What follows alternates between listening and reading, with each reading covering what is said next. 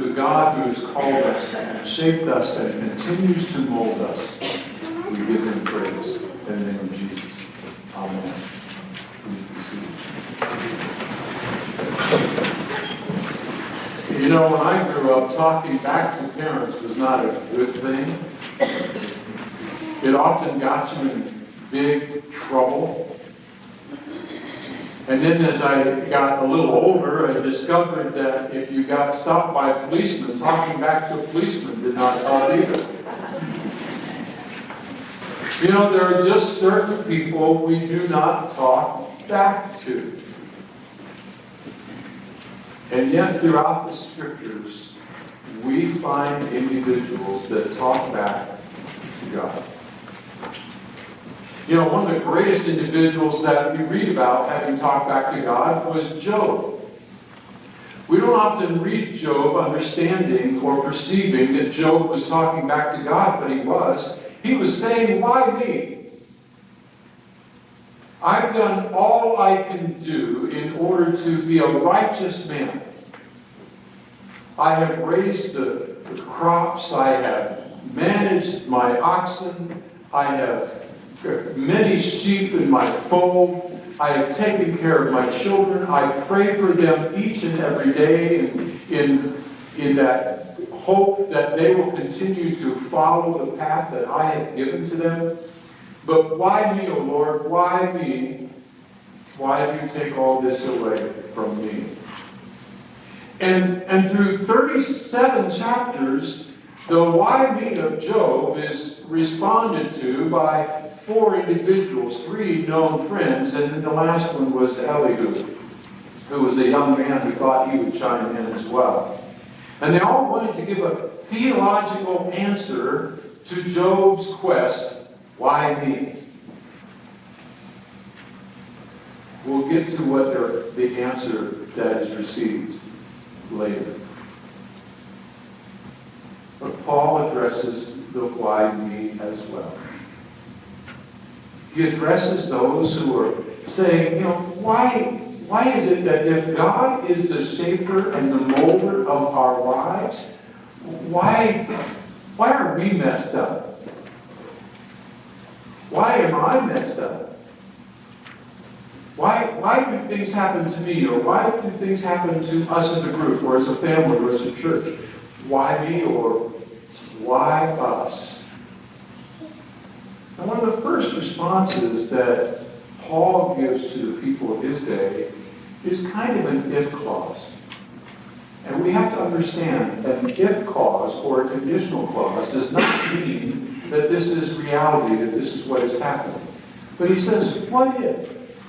What if God decided to take that and make it dishonorable so that in his patience with that which is dishonorable, he could make better and provide his mercy to those who were made for honor?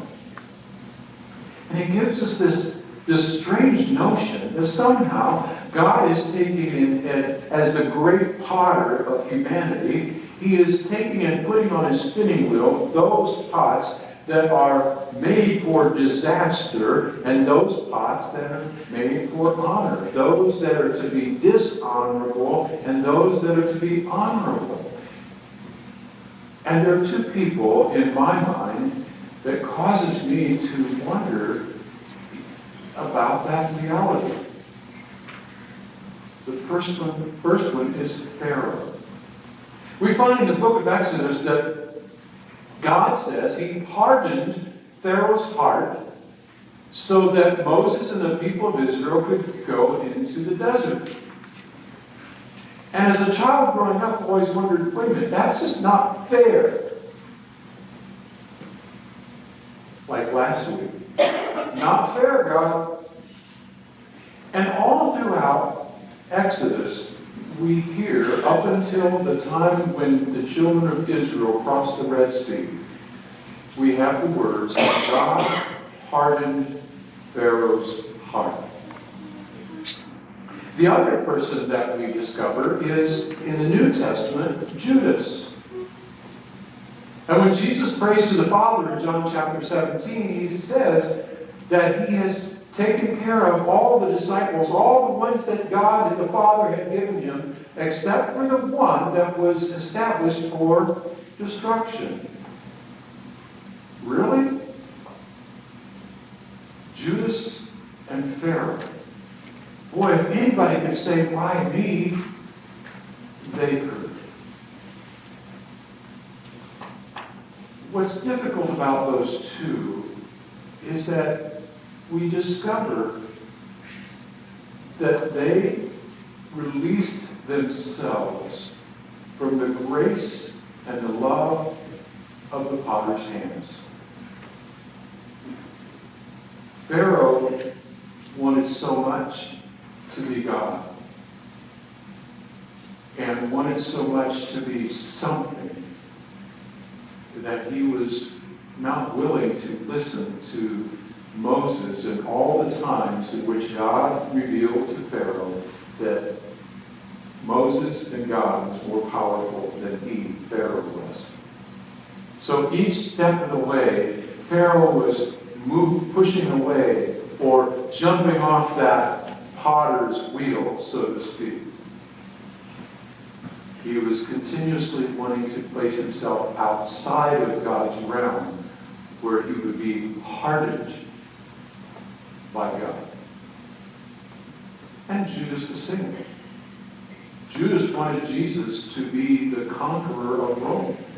Judas wanted Jesus to be that human conqueror that they were hoping for.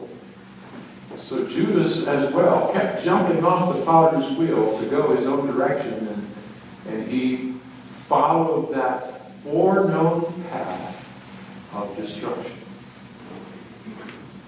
Those are hard cases. It still doesn't clarify, God, why me? I'd like for us to consider how we get to the point of why me. I believe we get to the point of why me because we find ourselves, maybe similar to Pharaoh and maybe similar to Judas, doing our best to make something of ourselves. I know as I was younger, I wanted to make myself a great football player. And when I ran out of when I discovered the fact that I was no longer going to grow bigger than I was, at 5'2", 100 pounds, football was probably not my destiny. So I thought I'd make myself a basketball player. Well, I didn't get tall enough, didn't gain the skills well enough. All these things that I was going to make something of myself just didn't seem to work. I found myself saying, why me? Why was I cursed with a small frame?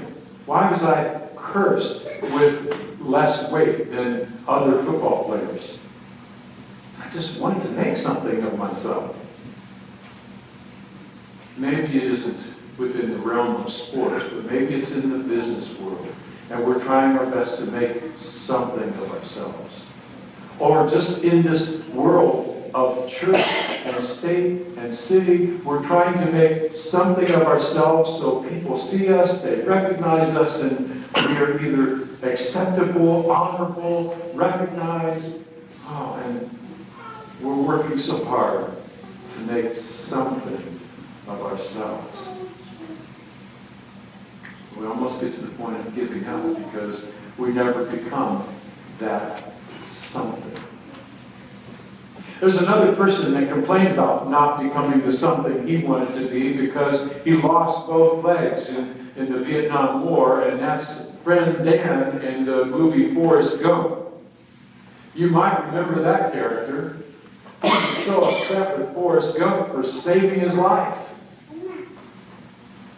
that when there was a storm and he was on the boat with Forrest Gump and he was able to make it to the top of the pole in the sailboat or in his boat, and he was railing against God, letting God know that why me? Because he was not the something that he had hoped to become.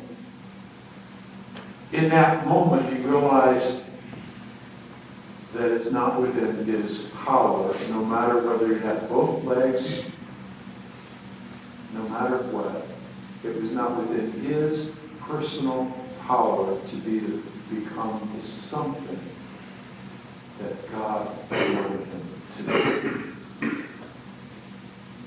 When we settle in and realize that we're called upon not to spend our lives trying to become something, but to allow our lives to be spent becoming the something that God is creating and molding and shaping us to be. And that was the difference that Paul is describing between those who were born within the race and the family, the flesh of Israel, and how they were working for righteousness without faith. They were stepping away from that wheel of the potter and saying, I'm going to do it on my own. I'm going to make myself something in the eyes of God my own way. I'm going to be perfect. I'm going to be precise. I'm going to do everything just right. And Paul is saying, it is not going to work. You'll be that broken cup that cannot be mended. So the difference between those who try so hard to live the righteous life, to prove themselves as something before God and everyone else, and those who by faith strive to live the will of God because they know that they can trust in the cleansing power of God's grace, is the fact that they're dependent upon what God places upon them at the potter's wheel. What God uses for us to be able to be shaped at the potter's wheel is his love and forgiveness that we need to discover in his word. It's his love and forgiveness that we receive from fellow believers in Christ. It's his love and forgiveness that we are able to welcome into our lives and give to someone else. It's our allowing our lives to be placed in the hands of a loving God. Jonathan Edwards preached a sermon, "The Sinners in the Hands of an Angry God." I wonder if a good text or theme for today would be sinners or clay in the hands of a loving God.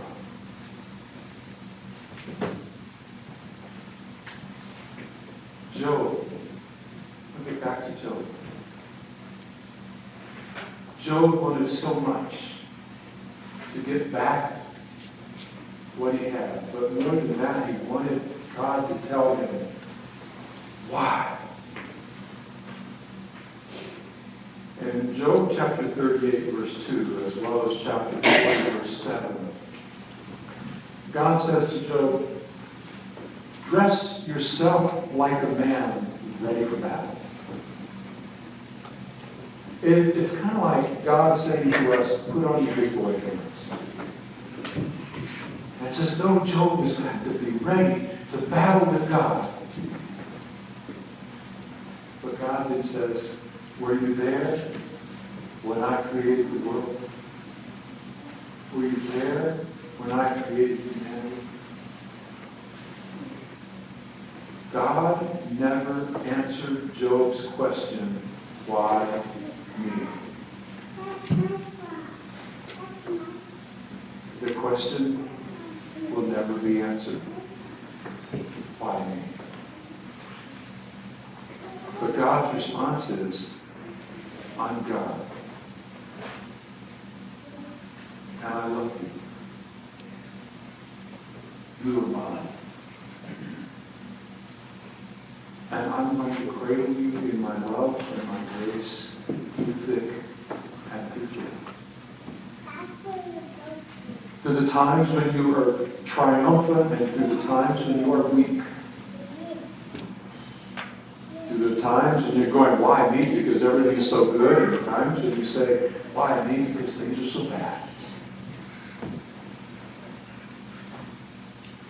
God did not answer Job's why me? But God stooped down to Job and said, I'm going to talk with you. I'm going to love you. I'm going to remain with you at all times. As I consider brokenness in our lives, as I consider hardness in our lives, as I consider how many times we might find ourselves off the potter's wheel, hardening up, I thought of a time when maybe we felt as though we were so hard, we were just going to be broken in pieces. And then I came across the story of Michelangelo's David. You see, the original person to make that structure, that statue of David, it was supposed to be a statue that would be placed upon the roof of the Florence Cathedral. And in 1464, Donatello's student, Alfonso, was to mold and shape and sculpt David. Well, after some time, he quit, and it was handed over to another young sculptor, who in turn said, "This piece of marble is a bunch of junk. I'm not going to do anything with it." Basically, he said, "This marble is not good enough for what I am going to do." 31 years after the first request for a sculptor to sculpt David, young 26-year-old Michelangelo was asked to do so, or he was assigned the responsibility. Michelangelo went to work with this marble that was useless, that was considered not worth the project. And he created what is known today as probably the greatest piece of art sculpture known to humanity. In fact, it was so big, they couldn't put it on the roof. It took center place in the city of Florence. Why do I share this? You may know someone that's so hardened in life that you think, man, they're no longer the clay that God can shape. But God is not only a potter, He's a sculptor too. And He is working on me. And He's also working on you. What a great God we have. In the name of Jesus. Amen.